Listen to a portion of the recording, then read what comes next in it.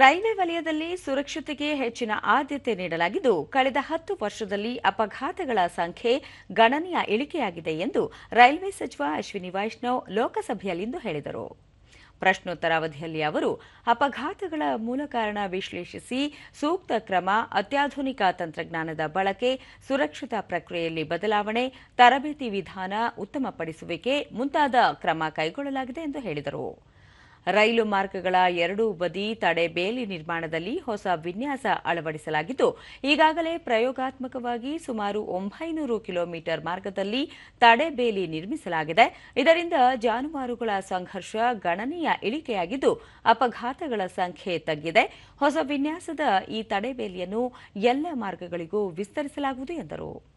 ಈ ಹಿಂದೆ ಲಾಲು ಪ್ರಸಾದ್ ಯಾದವ್ ಅವರು ರೈಲ್ವೆ ಸಚಿವರಾಗಿದ್ದ ಅವಧಿಯಲ್ಲಿ ಅಪಘಾತಗಳ ಸಂಖ್ಯೆ ವಾರ್ಷಿಕ ಸರಾಸರಿ 700ರಷ್ಟಿದ್ದು, ಮಮತಾ ಬ್ಯಾನರ್ಜಿ ಅವರ ಅವಧಿಯಲ್ಲಿ 400, ಮಲ್ಲಿಕಾರ್ಜುನ ಖರ್ಗೆ ಅವಧಿಯಲ್ಲಿ 385 ಇದ್ದು, ಈಗ ಕೇವಲ 81ಕ್ಕೆ ಇಳಿದಿದೆ.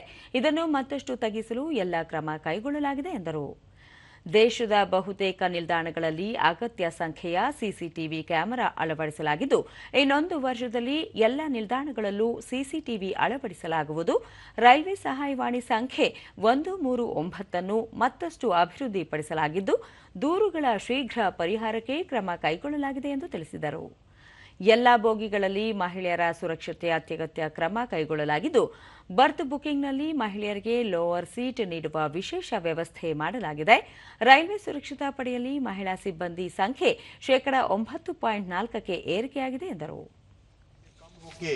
81 पे आ गया है, बहुत सिग्निफिकेंट इम्प्रूवमेंट हुआ है और मेहनत लगातार कर रहे हैं.